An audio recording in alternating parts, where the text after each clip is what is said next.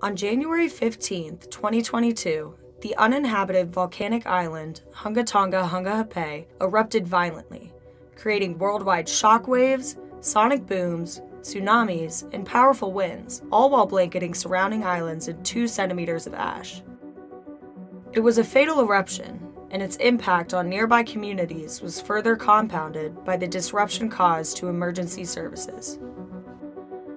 NASA has been following the Pacific Islands' unusual evolution for years. Using historical observations and satellite data of the January eruption, scientists have shed a new light on why this explosion is so unique and how such a small island is making such a huge impact across the planet.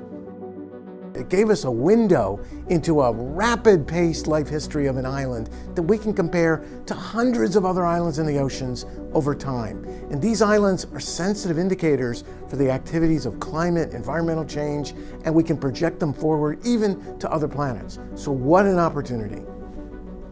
Geologic records suggest that while the volcano may have produced massive explosive eruptions in the past, an eruption of this magnitude wasn't expected so soon. This was what we call a Volcanic Explosivity Index 6 eruption. Nothing like it since Krakatoa in the 19th century. And so what happened was this beautiful little island, 100 meters tall, growing, forming by the nature of the way volcanoes and water interact, was explosively changed forever. And literally the entire base of the volcano fell hundreds of meters into a shallow magma reservoir, a liquid rock chamber, literally under the ocean. And that allowed the explosive interaction of a massive Pacific Ocean seawater with this hot rock, 1300 degrees Kelvin. That's super hot, hotter than your oven. And that explosion with the pressure moved the water, the rock, the small amounts of ash that were part of building the island all the way into the atmosphere and triggered a large tsunami, a 15-meter high superwave that traveled out hundreds of miles, buried some local islands as part of the Tonga archipelago, but allowed us to see the power of Mother Nature's volcanoes when water and liquid rock come together to shape our planet. NASA and ESA satellites clocked wind speeds up to 450 miles per hour, just hours after the eruption, and showed material rising up to 36 miles, the highest volcanic plume ever measured. Within 2 weeks, the main plume of volcanic material circled the entire globe, injecting dust particles into the stratosphere that remained for upwards of a year.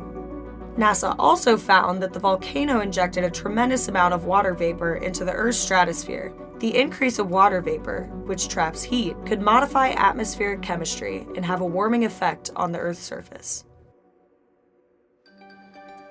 So outside of its sheer magnitude, what makes this eruption so unique? Well, it's really a matter of our ability to see it. At the end of 2021, the island's volcanic activity started picking up. Small underwater eruptions began to reshape the island's landscape, expanding the island. These shallow water events are classified as Surtsane eruptions, where hot magma interacts explosively with water. In other words, we've been able to see the birth of the island happen in ways we haven't been able to before. And with modern satellite technology, we're also able to see the end of the island's life cycle in new detail, as we did with the January eruption.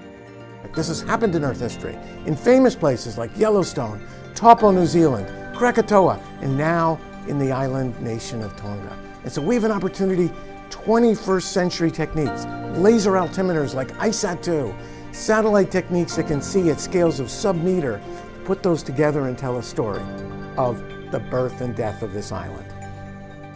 NASA's vantage point of Hunga Tonga-Hunga Ha'apai could even be used as a means to study other planets in our solar system, specifically the role that volcanic islands play in water planets like Mars and Venus. We live on an ocean planet, and so these kind of eruptions are part of our history, how we got here as we evolved ourselves in the context of our planet. And we want to take the lessons that we learn as we go forward, as we continue to watch what's next in this exciting volcano, and apply it forward to other worlds, like Mars and Venus, that may have harbored surface waters as oceans or seas, and understand them in the context of our Earth. Using geostationary satellites and observed data, NASA's scientists hope to learn from the continuous evolution of this special volcano. The question is, Will those come again at Hunga Tonga and then explode again? We don't know. So we need to use what we saw from this eruption in 22 to train ourselves for what to be able to predict. And so this is our chance to learn and then to apply it to the other ocean worlds nearby that we really hunger to study.